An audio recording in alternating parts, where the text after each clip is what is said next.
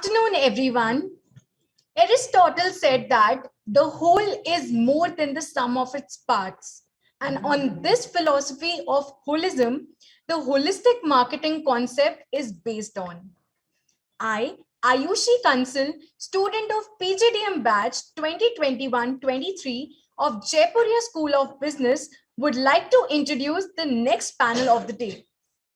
The topic of our second panel is holistic marketing in the digital era. It is a great pleasure for me to introduce our very honored Professor William Koehler, Dean of Regis Business School, Greater Boston, USA. He holds a strong academic position.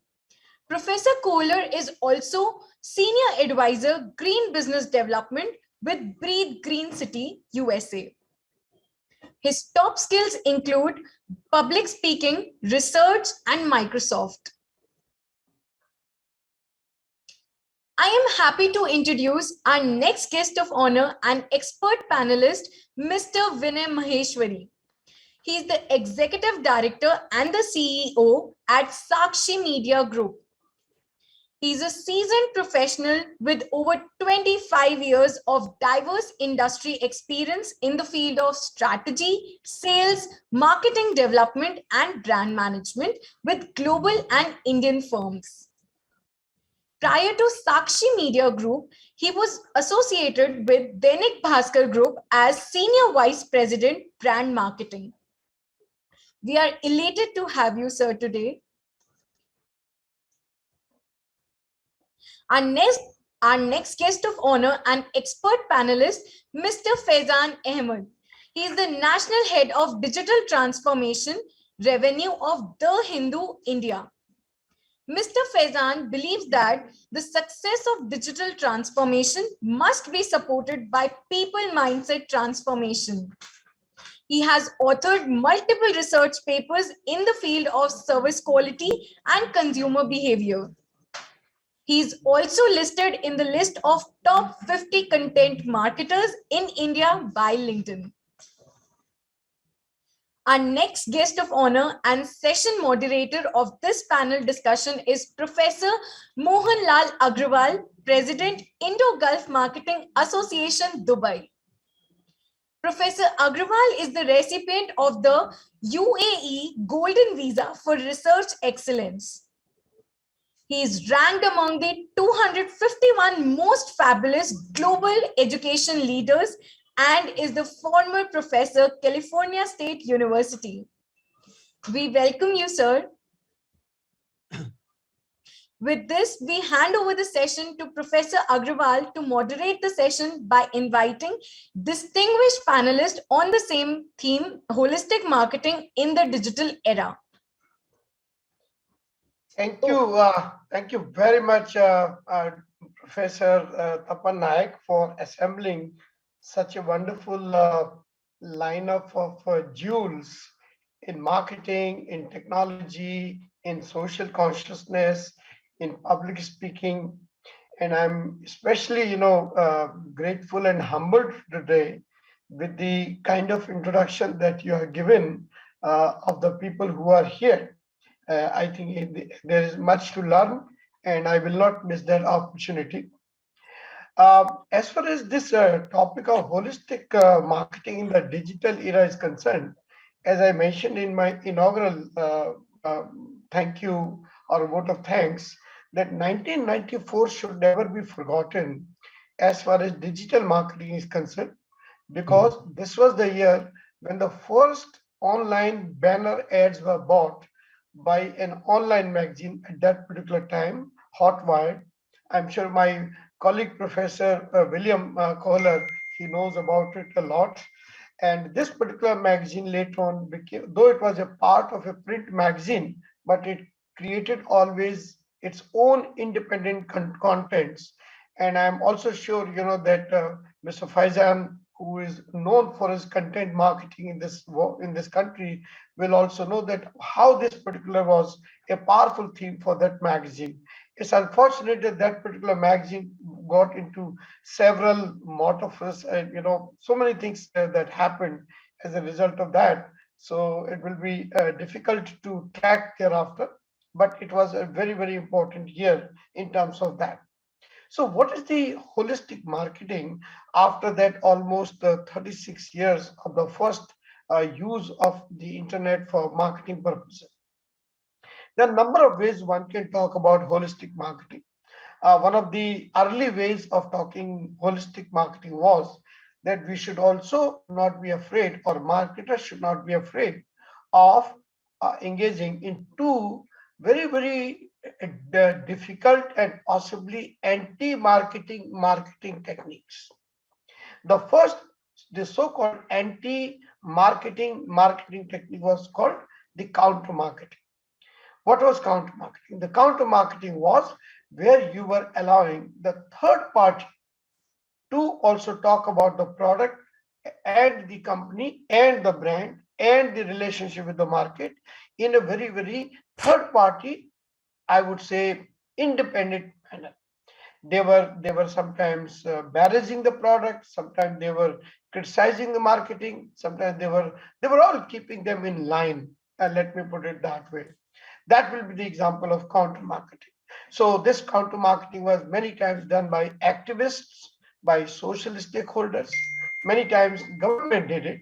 A very, very good example would be, those products which are not considered very healthy, like tobacco or any of those in that particular genre, though they also have a right. So as a result, counter marketing was done in order to protect the right of either the majority or the minority, depending upon what the product and the usage was.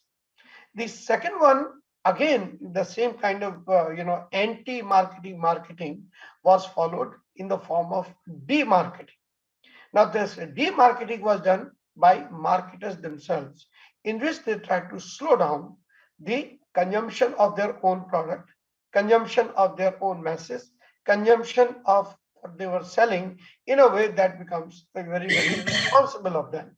So, like, marketers of, I would say, oil products and those or water or many of those things which are not unwholesome. While in the first counter marketing, the products were unwholesome to say to some people. In the second case, products were wholesome, but the unbridled consumption was not wholesome. And that is why they tried to bring the demarketing, in which they would sell the product, but with a caution that please don't overuse it, don't waste it, conserve it, stuff like that.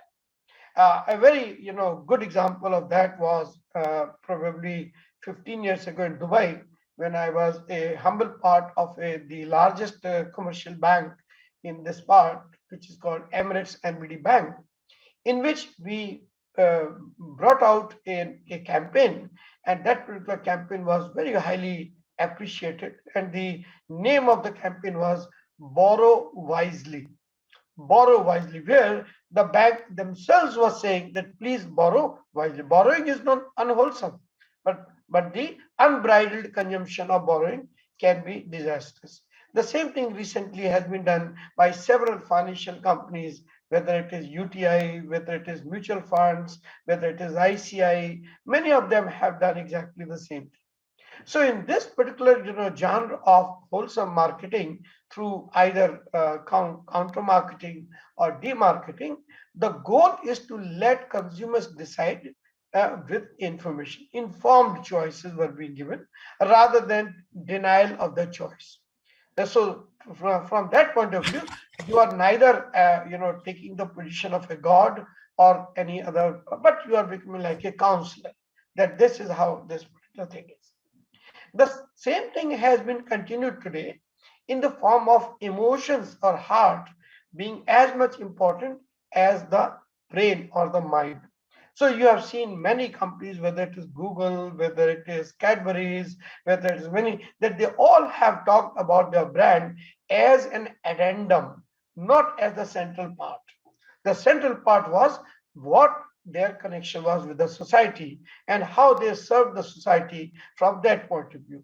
A very, I would say, wonderful campaign in our own country, India, was from the city which I love still very much, Jamshedpur or Tatanagar, in which when Tata Steel had said, we also make steel.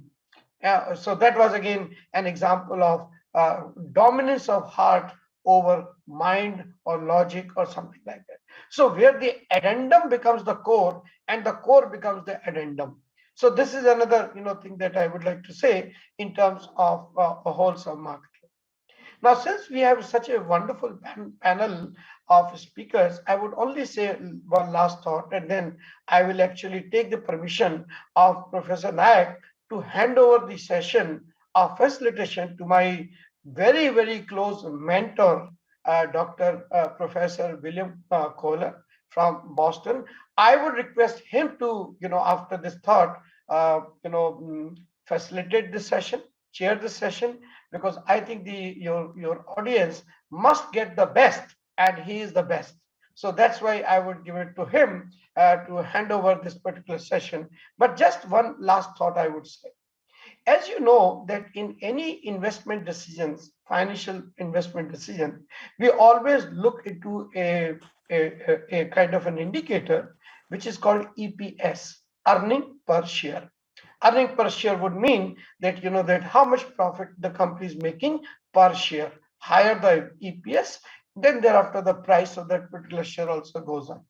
In my opinion, marketing also needs EPS today, and it should be measured. But this EPS must be defined slightly differently, and perhaps from the point of view of wholesome marketing, which is the topic of today. To me, the first E would be either empathy or ethics. Empathy or ethics. In my opinion, marketing must be known by the good practices, by the practices which others can also be proud of. They should have empathy, especially in the post-pandemic or pandemic era where people are hurting, the families are hurting. To me, the earnings are not important. Empathy and ethics are very, very important. It could be a variety of things that we talked about, but at this moment, I will leave it at that ethics or empathy. That should be the first. The second one is a P, and to me, P should be in here, personalization. Personalization, customization. We do have that ability, very big ability, thanks to our technologies that we have. Even later on, I'll talk about metaverse also, that how this particular thing is changing marketing. But personalization, to my mind, is the best thing. And personalization of the entire buying experience, not just the buying, not just product, not just price, not just payment system and all, the whole consumption experience. So to me, that will be another indicator by which I will put my money into a marketing stock or a marketing brand through P. And the third is S, and for me, that particular S stands for satisfaction and service. You can call it satisfaction with a smile, you can call it satisfaction with service. For me, most important thing is how you are serving the people. Serving the people in terms of convenience, in terms of all those things. So to me, wholesome marketing is EPS driven marketing. To me, EPS marketing is the thing for this digital era where probably physical contact is going to be replaced either by virtual experience or by artificial intelligence or augmented reality, virtual reality. So many things that are happening that I think to me this particular thing will be to that part very, very important. So with these opening remarks, I hand over the entire session to my wonderful friend, Professor William Koehler. Sir, please take this responsibility and relieve me from this very difficult task of chairing. So thank you very much. I wish you all the best. Go ahead, sir, Mr. Dr. William Koehler. Good afternoon, everyone. Thank you so much for having me here today. Really have enjoyed what I've seen so far. Very interesting work. And Dr. Agarwal, as always, a beautiful and humble introduction from you, sir. Greatly appreciated. And I have to say, your repurposing of EPS is going to stick with me for quite a long time. I like that quite a bit. That's very, very clever and yet telling all at the same time. right? So we're here to discuss the concept of holistic marketing and look at some specific instantiations of it. I thought I might ask Mr. Ahmed to start us off, if you wouldn't mind, sir, with your talk. Just because Mr. Vinay or Mr. Faizan? Oh, I was Mr. Faizan. I was thinking would start, and then I might bring up the rear. So, Mr. Vinay, if you don't mind, the coveted middle slot, sir. Perfectly all right with me. That's okay.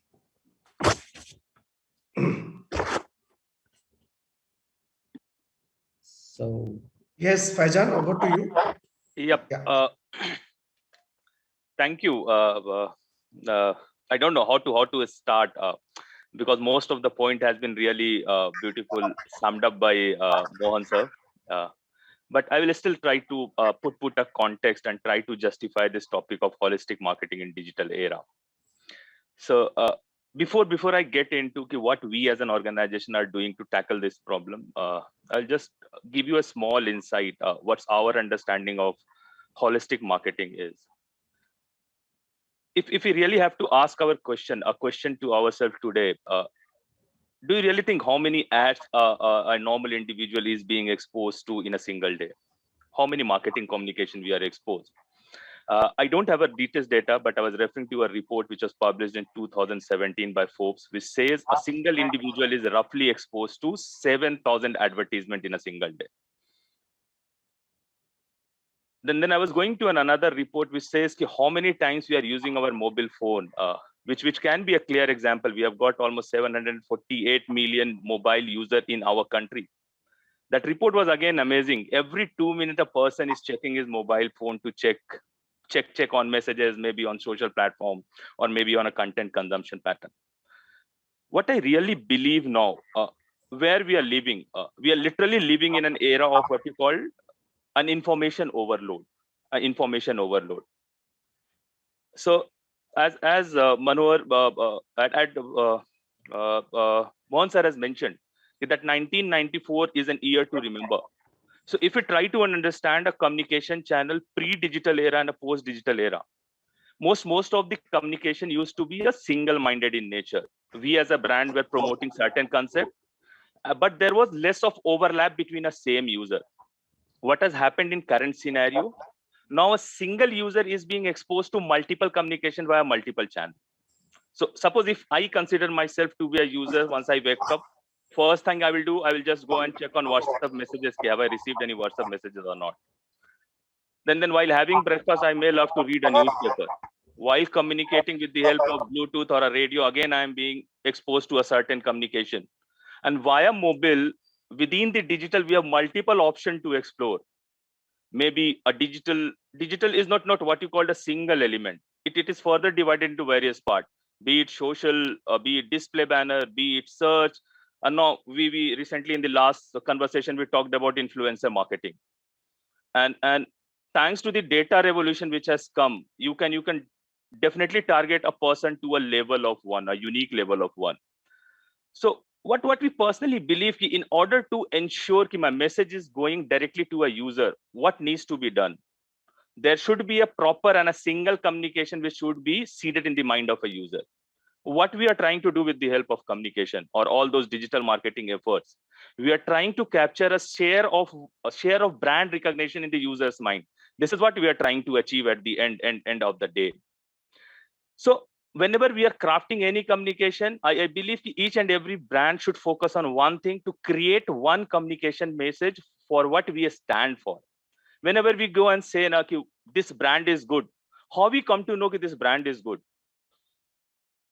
Any brand having a good or a bad is just the positioning the brand was able to create in my mind. When I go and interact with many of my customers, they talk about digital transformation. And when you ask them, sir, what you are doing in digital, they will say, sir, Facebook, we are doing Google AdWords, we are doing, and they think it's end of digital. So actually, we are not trying to fix each and every part as a whole. So we have to understand like when we solve a puzzle, the entire puzzle is nothing without one single piece, and the single piece is nothing without the entire puzzle. So you have to substantiate each and everything. So in spite of all those theoretical information which is available, I'll just give you a couple of examples what we as an organization has done to handle this problem. So first, let's try to understand what we stand for. We as an organization always stand for trust and alternative voices. Who are the element whom we are serving to? As an organization, I'm catering, I'm responsible to my user who come and consume the content on our platform. So there has to be one approach which needs to be taken and communicate our brand message. Second leg or a part to it is the advertisers or all those clients who work with us to send their message to the set of users I am catering to. And third important leg is our own people, the employee, who are really working very hard to make a brand known for what we are trying to establish with. That's why when it comes to trust in whatever communication channel we use, be it social media, be it print media, be it event, be it WhatsApp messages, EDM, so on and so forth, any communication, we ensure that whatever messaging which is going out there in the market for my user, it should revolve around the word trust, so that we can bring a clarity to our user. And that's why we have gone a step forward. You go and visit the Hindu, read any article of the Hindu. At the end of the article, you will see our editorial code of ethics. That's how we are trying to solve this problem and increase and build trust among our users. Because we need to understand facts needs to be a fact. So we never want or intend to be a breaking news website. Even after taking so much of care, we still do mistakes. Opinion may vary. Opinion of mine will be different from Professor William, from Vinay. Everybody has a different way of analyzing the data. But one thing which is under our control is reporting a fact. A day can't have 24 hours. It needs to be 24 hours. For somebody, it may be cold. For somebody, it may be hot. That's how we are trying to solve this particular problem to our user by sharing what we are known for. Sharing those regular communication, which is built around trust. Whatever subscription-driven exercises we are doing, all those communication are built about trust. And what resulted this? If I look into the analytics data of the Hindu, we enjoy 37% of direct traffic. Those communication is now resulting into loyalty. But what is happening nowadays, every brand is just focusing on how many leads I am getting. Nobody is talking about the upper funnel. First, we have to get into a consideration. Lead is an end result, which comes once your consideration set has been established. Now, addressing to the other segment of our ecosystem, which is our advertisers, with whom we are doing business. We have changed our strategy. I personally believe in the age of information, we are one of the most uninformed people, because we really don't know which information to rely upon.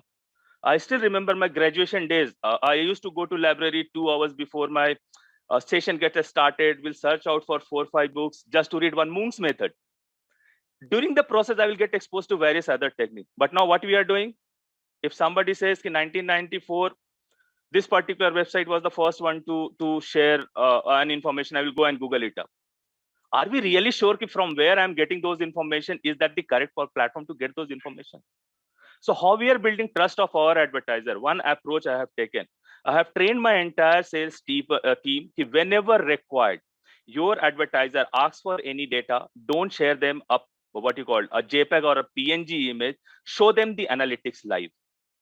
Any client, if you go and show them the Google Analytics data live, it will really delight them, and this will build a trust between you and your advertiser, because GA data is something which is very being owned by an organization.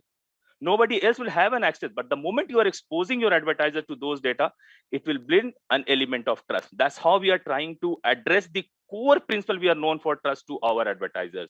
And we are seriously taking lots of effort to establish those. So as a sales policy also, we have changed this entire thing. We are training our people on those lines. So that's how we build trust among our advertisers. We should not shy away. We don't want to be a number one. Hey, I became a number one by serving to 100 million users. I don't want to be.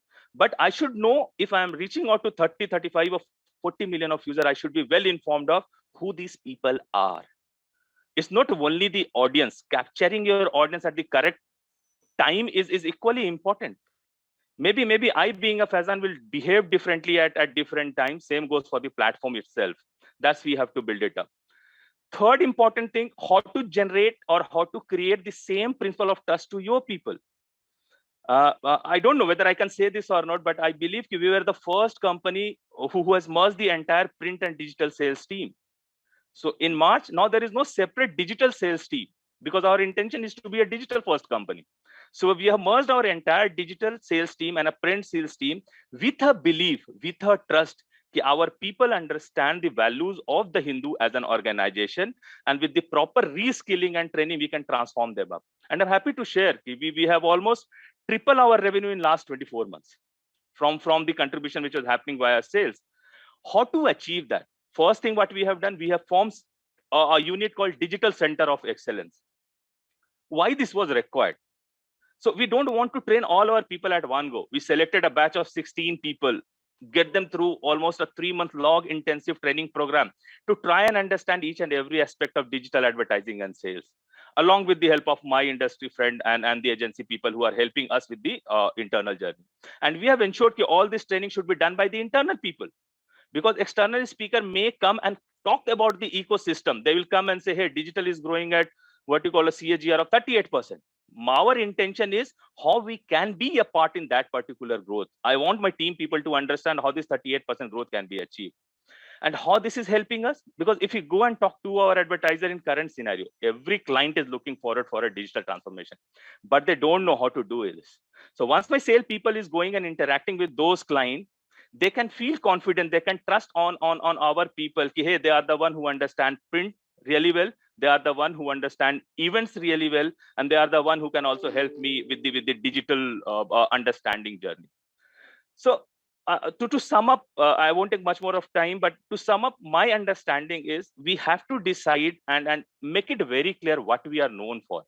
If you are able to find that as a brand and then create our communication strategies with all the communication revolving around this, maybe an ROI for each of the communication would be different. That's again a part of our journey. Some learning will happen, some unlearning will happen, but we have to ensure how we are using the entire communication channel for the benefit of the brand.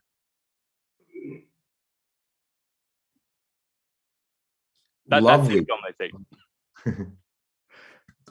Lovely, Faizan. Lovely, Mr. Faizan. Really, really enjoy how you bring trust to the forefront, and the transparency you speak of is particularly noteworthy because it is so rare. I think we'll save questions for the end of the session, but I've got several for you, sir. Mr. Vinay, the floor is yours, good sir. Thank you so much. Thanks, Faizan. It was very well put. Well, of course, Faizan comes from the media background, and good that he shared certain points. So I'll try and stay away from media, though I also come from the media background.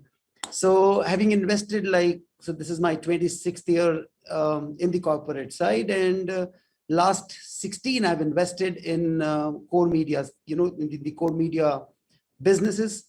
And part of this media businesses, I also got a lot of opportunity to work with tons of brands. So when I say tons of brands, I've been on the strategy side and on the discussion side with about no less than 500 odd brands. So there's a learning that today I'm going to talk about, which comes from kind of an amalgamation of all of that I've kind of curated over the years. So for me, first of all, the advertising and marketing, we interchangeably use these terms. Okay. See, advertising is a lot different to marketing, right? Marketing still holds the very old fort. Advertising platforms have been changing. Communication platforms have been changing. Reach methodology has been changing. Okay. The funnel, which is right from consideration to shortlist, to getting a trial, to converting into a purchase set, to converting into a repeat, and to convert into a fan, is still the same what it was 100 years ago. It's just that this methodology is changing. But if you look at typically how it is, and the way I put it, consumer behavior versus human behavior. Okay, so this is how the marketing is probably transforming. in the early, in the 80s, when the marketing was, was the thing, and 90s when it kind of started shaping up, there was a lot of focus on consumer behavior. Came in digital era, and we started focusing on human behavior. So the very first fundamental change that I have noticed and I have been working on is looking at our consumer as a human first. Okay, so this change has really helped. Okay, well, we all have product centricity. We all know a product. We know that the product comes with certain logic, certain rationals, and that kind of gives us the confidence to talk to the market. But what happens after that? After that comes in human, which is the emotion. Okay, so you bring in a product, you establish your differentiation, and then you target the emotions. So this was almost the same, what it was earlier, what it is now. Then obviously came in the digital era. In the digital era, we all started with the data-driven sciences. And then from the data-driven sciences, we moved to social sciences. And from the social sciences, we are now moving to quantum sciences, like, the machine learning, the AI, the 3D, the various things, and the blockchains and the AR, VRs. But look at what all these technologies are achieving for you. Same engagement, same excitement. It's just that the tech is different. The ways of doing it is different. So if you look at marketing, you're still reaching out to the consumer. You still want consumer's attention. You still want to hold consumer as the loyalist.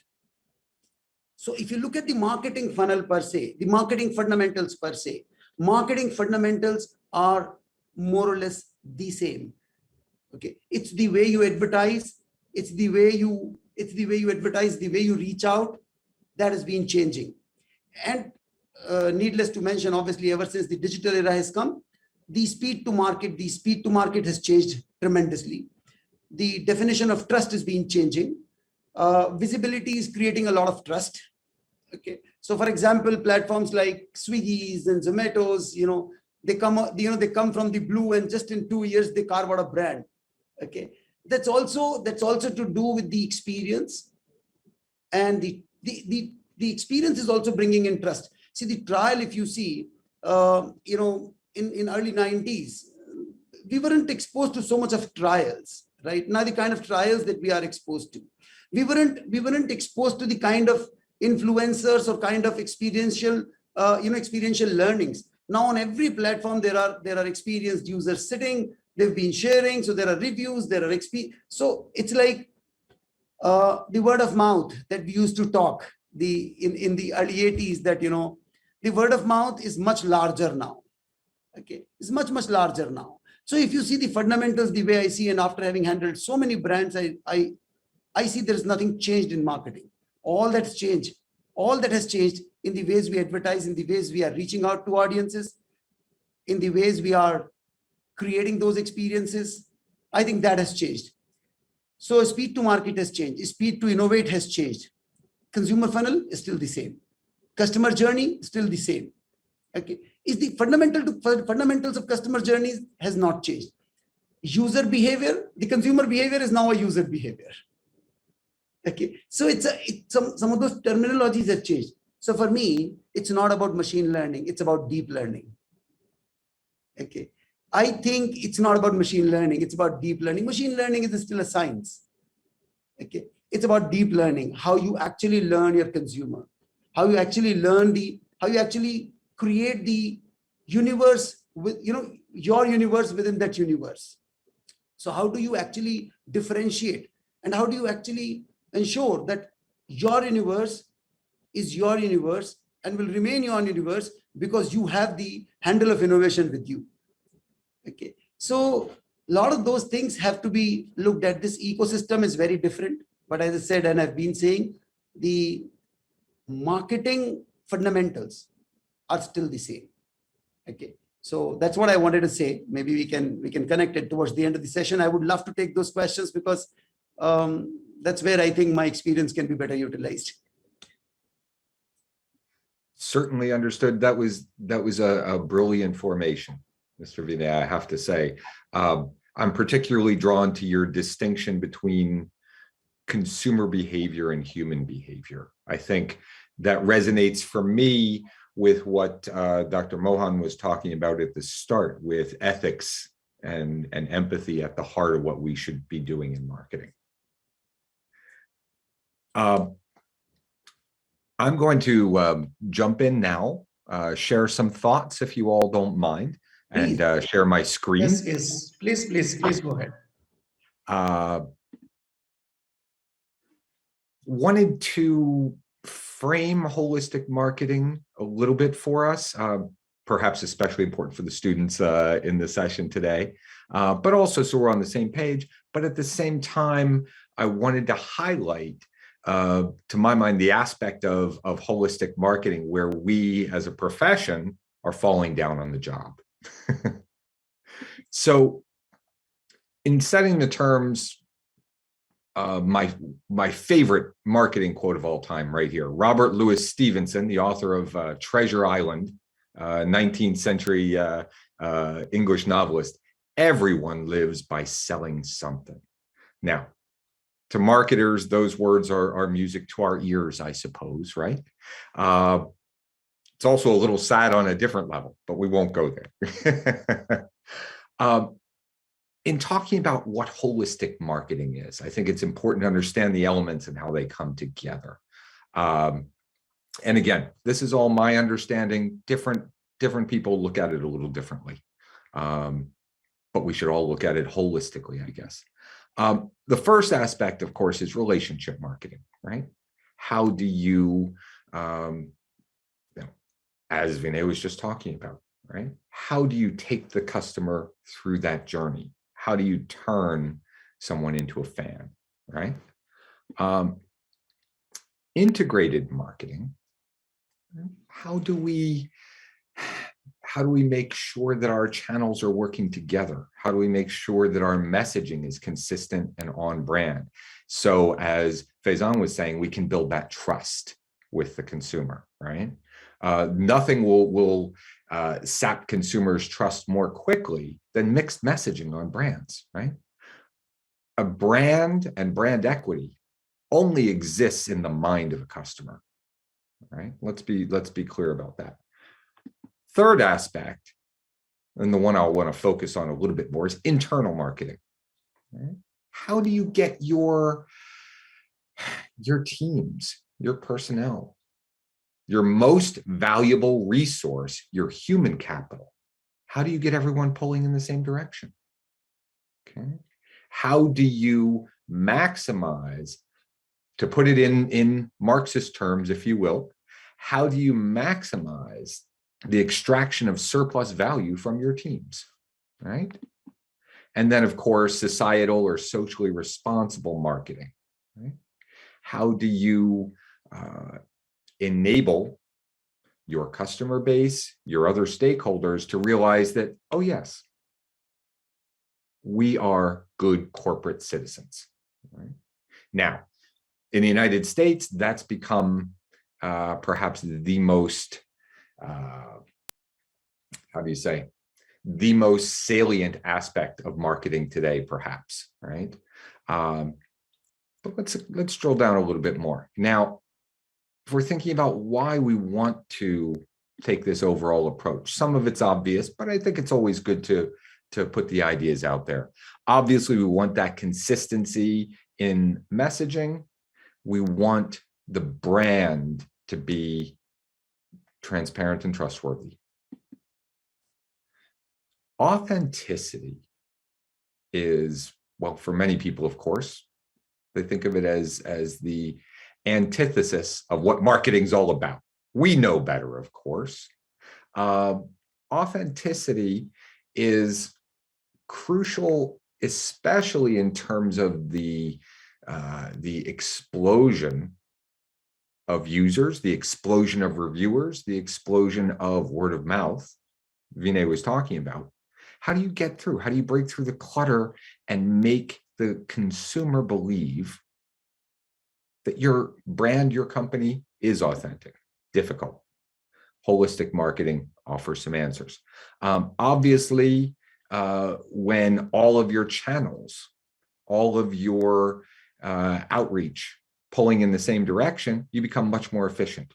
and you can tailor the same message to different audiences and still keep the consistency. Obviously, holistic marketing expands the reach. Who can we get in contact with? Those 7,000 ads a day, right? We need to maximize the value of that for our organizations. Holistic marketing is also about taking care of your stakeholders, right?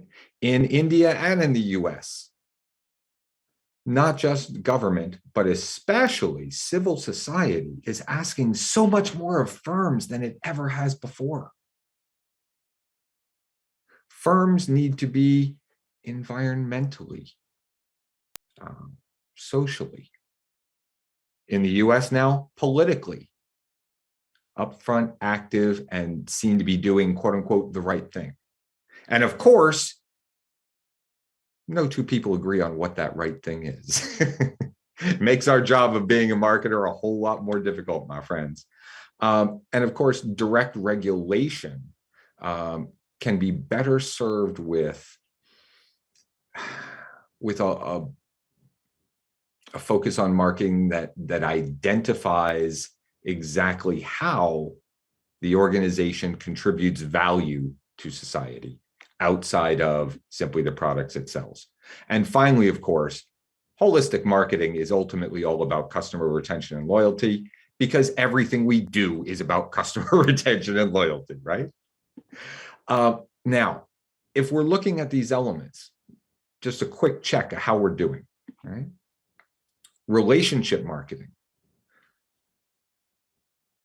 This has become part and parcel of what every good marketer does, right? Transactional marketing is so 1950s, folks. I think especially most of the larger and of course tech-oriented firms are doing a pretty good job of relationship marketing. Integrated marketing, that consistency, all right? That multi-channel, even omni-channel approach. I think we're doing pretty well there too. I think that, sure, there are some firms that still think of digital as simply Facebook, but those firms don't stick around very long now, do they? Right? In terms of societal or socially responsible marketing, again, I think we're doing really good work here. Now, a lot of it may fall under the rubric of greenwashing, okay? Pretending to be environmentally conscious when you're not. In the US today, virtue signaling is the order of the day in marketing. You need to demonstrate that you are serving a diverse audience, that you are that you care about the less fortunate, that you care about the disenfranchised, because otherwise the brand does not resonate. Okay? Now, it's internal marketing. How you talk to your own people, how you engage your own teams, how you excite them about the brand that they're working for. This, my friends, is where I'd argue that we don't do a very good job, right? Because there's no direct money in internal marketing, right? There aren't metrics for return on internal marketing investment that I have seen. Now, the problem is then you end up with a three-legged table, as it were, right? And that fourth important leg of internal marketing is something I want to stress a little bit for us. Now, we think about the benefits of doing so, of focusing on our own people, and this means at every level, okay? It's not enough just to make sure that your leadership team, just to make sure that your C-level is on board. You want, more important than anything, you want the people who are directly touching your customers to be the most enthusiastic about your brand, about your products, okay? Now, keeping employees, very difficult. these days, especially for skilled workers, right? That's become, and I'll talk about this a little bit more in a second, that's become a huge issue in the US over the past 18 months in particular. Hey, it's always been important, folks, right? The top talent will always be stolen away if it can be. But we have issues that go more deeply and extend to frontline service personnel. You also are able to expand employee engagement with good internal marketing, okay? And that's a two-way street these days, okay? You want to hear from your employees. You want to hear what they value in the company they work for. You want to hear what they value in the products, services they sell. Now, take it a step further. When you get to employee evangelism, where your employees are actively outside of their regular work duties, simply singing the praises of your product, your service. Well, hey, you've just expanded your marketing team free of charge. Love it. And you get to the authentic, word of mouth, trusted sort of communication. It's also easier to recruit employees if you've got a happy team. People want to work where other people enjoy working. And of course, internal coordination. When you have better internal marketing, your folks, and remember, it's not always cheerleading, right? Internal marketing is also about communicating the strategies of the organization, right? So that the team understands what we're trying to do, what we're all trying to accomplish. How can we pull in the same direction if we don't know what direction we should be pulling? Okay. So, and finally, of course, you're reinforcing everything you're doing in your standard marketing efforts when it happens internally as well. Okay. Now, some of the issues, of course, right? One issue we have in the US right now is what we call the Great Resignation. In November alone of this year, over 4 million Americans quit their jobs. That's about, what, 3.8% of the total workforce in 1 month turnover. That's amazing. More still to the point though, 71% of full-time employees in the US right now are actively seeking additional employment. Wow. It's a good time not to be an HR manager, folks, I'll tell you that. Because it's happening left, right, and center. A bigger issue for my mind, though, if your team doesn't feel invested in the organization, in your products, in their coworkers, if they have no skin in the game, they don't really care. Well, guess what? Customers know this. Customers experience this.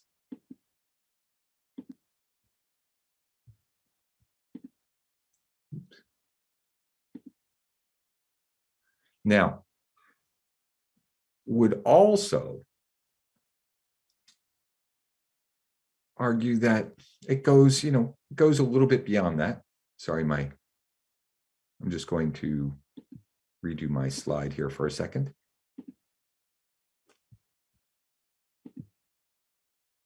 Professor Koehler, I just wanted to intervene here. Oh, sure. That we will have the the session till 1:15 IST. So we have around 8 minutes time with us. Understood. Wind up. Yeah, please. Thank you for that, sir. No real voice in decision-making for employees. What does that mean? That means they don't care as much again, right? And you miss out on the opportunities to draw upon their expertise, their knowledge base. Obviously, COVID has made this even more essential because now employees are worried about their health as well. I see it coming together through if you will, a digitally mediated stakeholder management approach. Identify who your people are, who your key folks are. Analyze what each group, right? And here I'm thinking when we're looking internally, you're breaking them down into categories, right? You're planning for how to work with them and designing strategies around how to engage them. Always these days, especially given the increasing youth of the workforce, or at least what looks like youth to me from my perspective here, has to be omni-channel, folks. You have to be reaching them where they spend their time, right? And you know what? For generations X and Y, Z especially, it's not email anymore, unfortunately, because I love email. So just to wrap up on this, to get your team together, to extend that marketing mission all the way through, you got to start from the inside. If your team isn't on board, your customers sure as hell will not be. Think about internal stakeholders in terms of what matters to them. Those are the categories you should use, right? Not, oh, this is my job description. That's part of it. But how do you reach them? You have to, as Dr. Mohan was talking about earlier, you have to personalize, right? Make sure that issues that affect multiple groups of stakeholders are the ones you attack first, and the ones, of course, they're more mission critical. And of course, a theme of this session, I think, is consistency in your branding, right? So I'll stop sharing now. Yeah, thank you so much, Professor Of William. course. It was really wonderful to listen. You started with internal marketing, and you ended up with omni-channel processes. Of course, I mean I heard about the resignation, but I am the new concept you have talked about, the great resignation. I think we'll discuss this offline, and we may keep a separate session for the great resignation for the organizational benefits. So thank you so much. I have very one-liner, 3 questions to 3 eminent speakers today. We'll start from Faizan.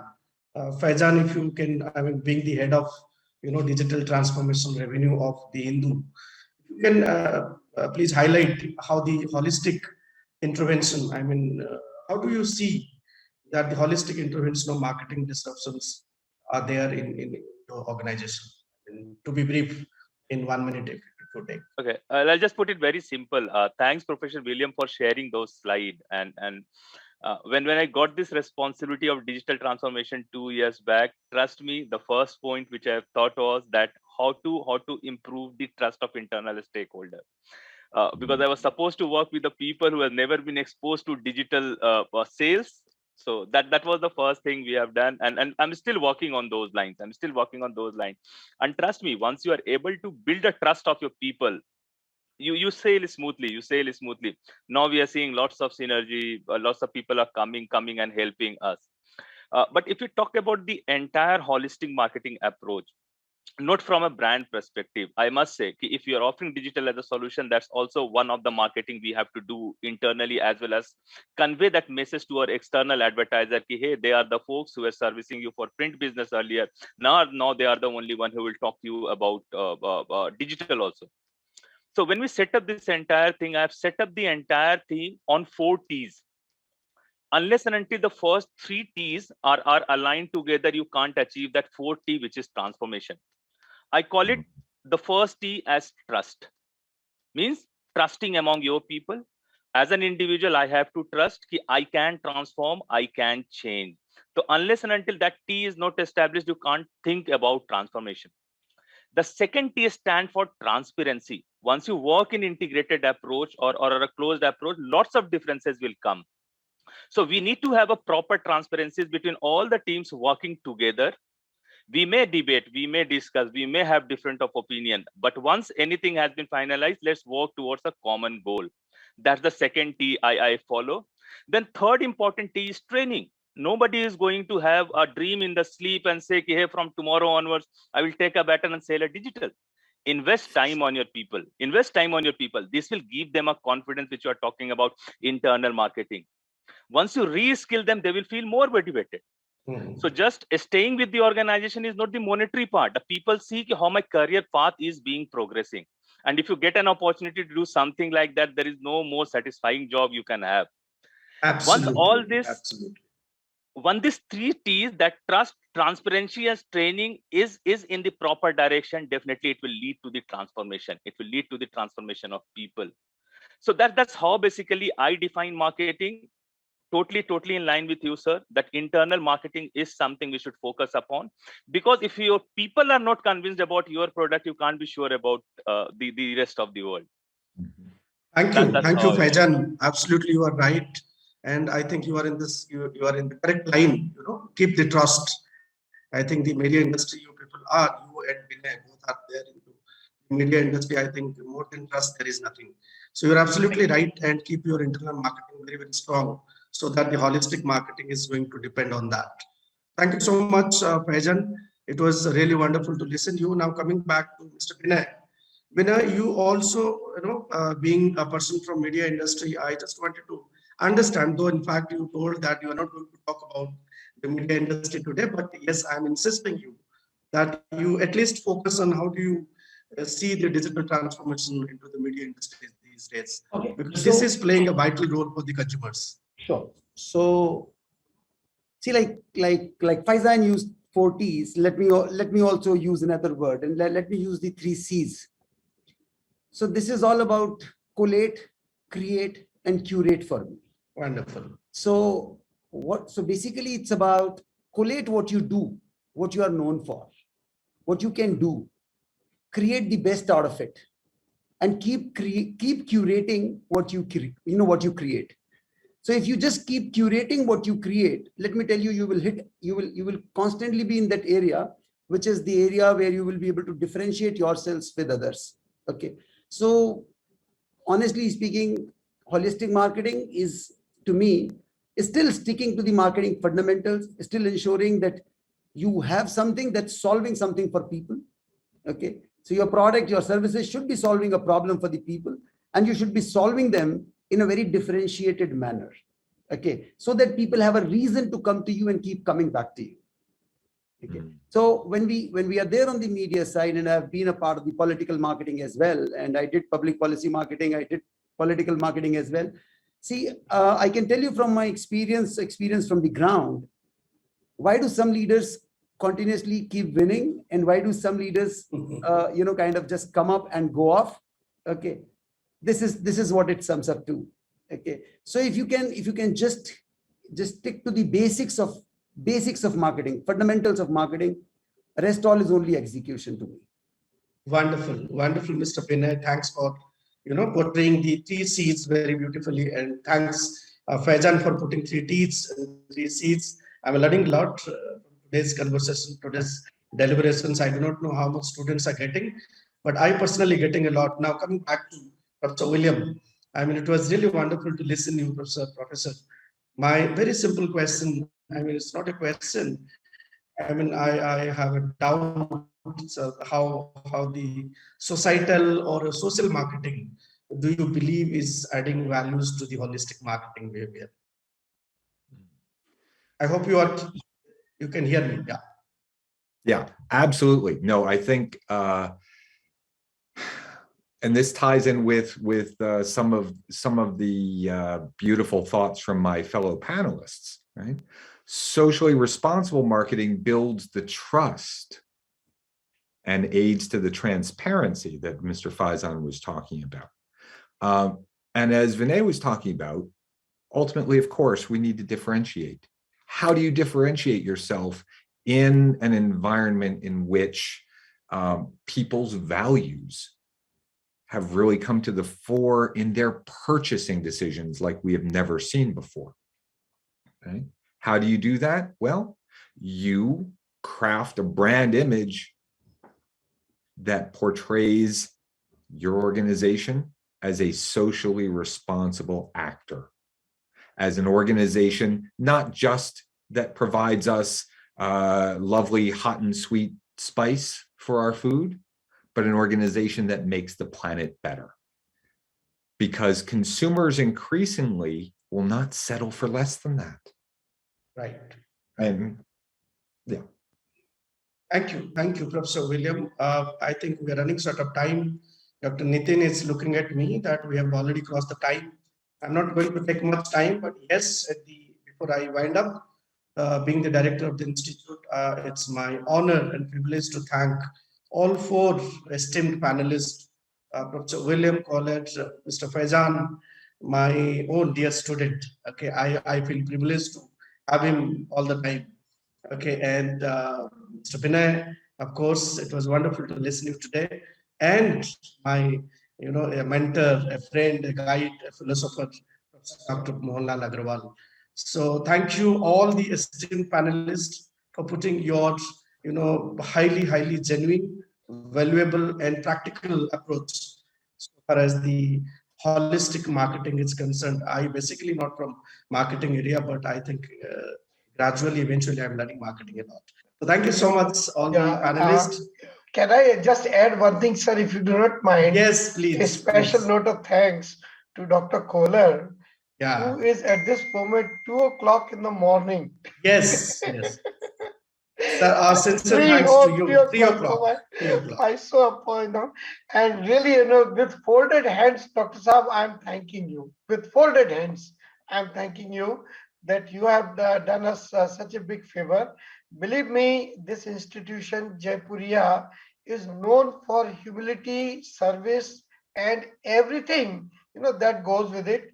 And you may not know, but Dr. Nayak, I mean, not that we are like exchanging compliments, but Dr. Nayak, I know him for the last now almost 6-7 years. In his previous also stints in other colleges. But one thing which has defined him, and I hope to God continues to define him, his humility and his service to the society. This is wonderfully, I can say without any hesitation, such a humble man and such a wonderful ideas, really. So thank you, Dr. William, for allowing us. On behalf of Dr. Nayak, for so many other people, I really thank you for this particular thing itself also, that you were in the middle of the night or early hours of the morning. You really are wonderful sunshine to all of us. Thank you. Thank you. I think over to you, Saini, for the felicitation ceremony. Yeah. Saini. I would like to call Director Sir. I would like to request Director Sir for presenting the virtual memento for all our guest of honor and expert panelists. Go ahead. Professor William Koehler, Dean of Regis Business School, Greater Boston, USA. It's for you. It's our gratitude to you. Thank you so much. Mr. Vinay Maheshwari, Executive Director and CEO, Sakshi Media Group India. Thank you, sir. It's for you. We'll send it to you, sir. So, Mr. Faizan Ahmed, National Head of Digital Transformation, Revenue of The Hindu, India. Thanks, Faizan. It's for you. I will come and collect, sir. My pleasure. Thank you. Dr. Mohan Lal Agarwal, President of Indo Gulf Marketing Association, Dubai. Doctor साहब आपके लिए है, हमारे पास रहेगा जब आप आएंगे. I again extend a warm thanks to all our experts and guests who have joined us from across the globe.